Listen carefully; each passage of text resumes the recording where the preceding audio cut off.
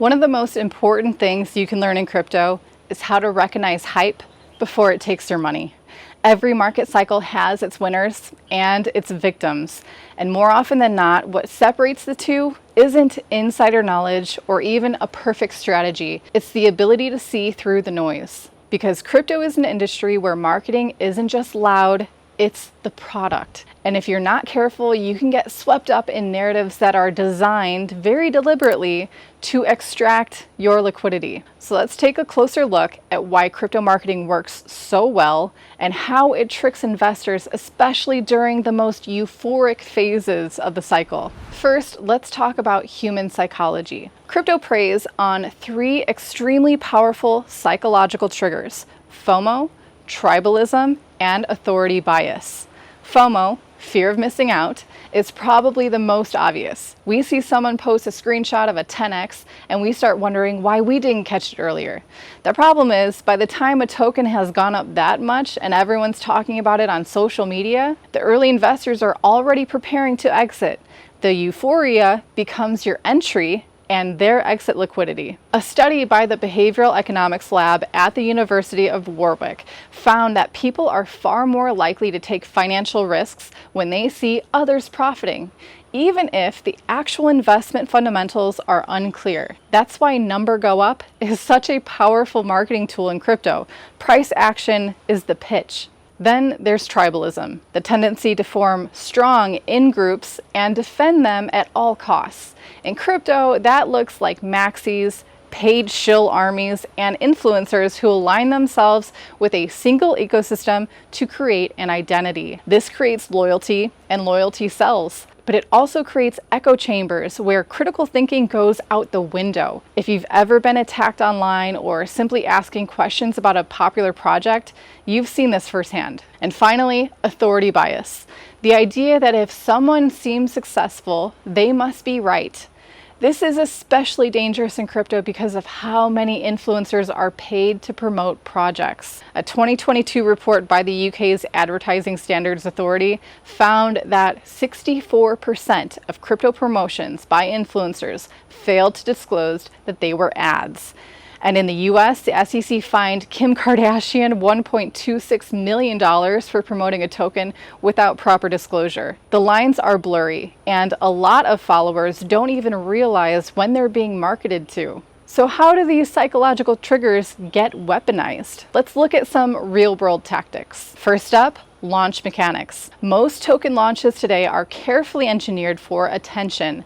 There's a pre-sale or a whitelist round with limited access, followed by an exchange listing and a coordinated influencer campaign on X, YouTube, and Telegram. Token allocations are often skewed toward insiders, but the public float is tiny, which creates artificial scarcity and price volatility.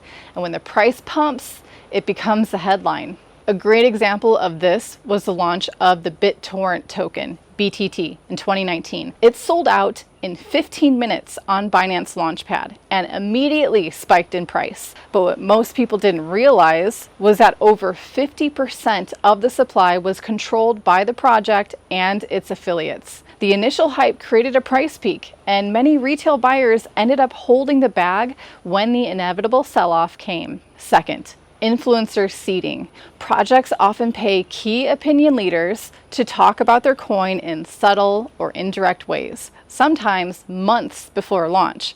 This creates the illusion of organic buzz, but it's actually a well-timed narrative rollout. Look at how Pepe, the meme coin, spread in early 2023. It was a meme, yes, but it was also deliberately timed to ride the wave of meme coin season. Wallet analysis later revealed early coordination among insiders. Third, social metrics. Many investors use things like Telegram activity or Twitter followers to gauge the health of a project, but these can be manipulated easily.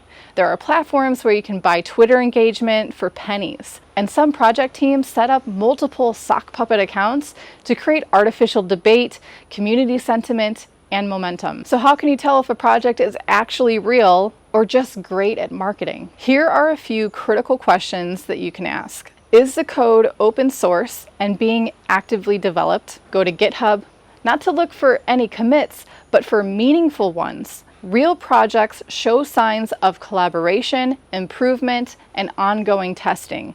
Be wary of projects with lots of one-line or cosmetic changes. That's often a tactic to simulate activity. Next, is a team doxed? And what's their track record? Some of the biggest scams in history were pushed by anonymous founders.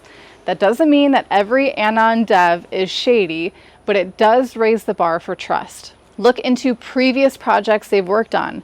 Were they successful? Did they abandon past communities? What is the actual utility of the token? If the token is required to use the network, that's good. If it's just a fundraising tool or governance wrapper with no real utility, it's likely to be speculation fueled. Does the token distribution favor insiders? Go to tokenunlocks.app and look at the vesting schedule. Are team and investor allocations front-loaded? Are unlocks timed around key exchange listings? These are warning signs. Also, look at community behavior. Does criticism get deleted from forums?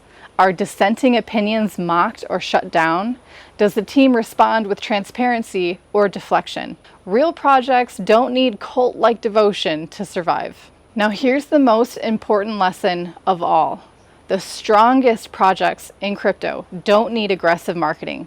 They build, they ship, and they attract communities through actual utility. Bitcoin never had a marketing team. Ethereum gained traction by solving real problems. The same applies today. Real value doesn't need hype to survive. And if it's being sold like a casino, it probably is one. Let me leave you with one final example. In 2021, Solana had a breakout year, not just because of marketing, but because it had real traction. Developer activity surged, total value locked skyrocketed to over $10 billion, and its ecosystem expanded rapidly. But by late 2022, the hype had faded, and only the real builders stayed. If you'd been tracking that dev activity rather than headlines, you would have seen signs of recovery long before most people did. So yes, crypto marketing is powerful. It's emotional, it works. But when you understand why it works and where it leads, you can protect your capital, stay grounded in reality, and position yourself for actual success. Let me know in the comments, if you dare, what's the worst case of crypto hype you've ever fallen for, and what helped you learn from it? And as always, if you want more grounded, no hype education on crypto, check out learningcrypto.com. We've got guides that cut through the noise and help you think for yourself. Thanks so much for watching. I'll see you in the next video.